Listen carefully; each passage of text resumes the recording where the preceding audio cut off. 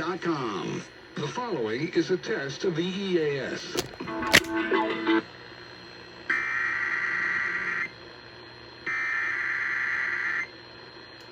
Yes!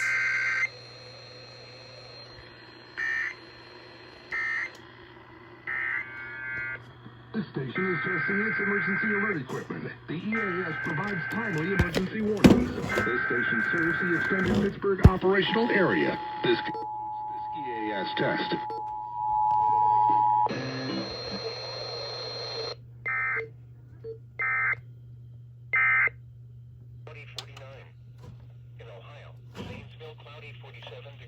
Okay. Cloudy 47. Youngstown, cloudy 46. Cleveland, Okay. cloudy 49. Shut up. Okay. Well, I'm very happy that my stage actually got KDKA.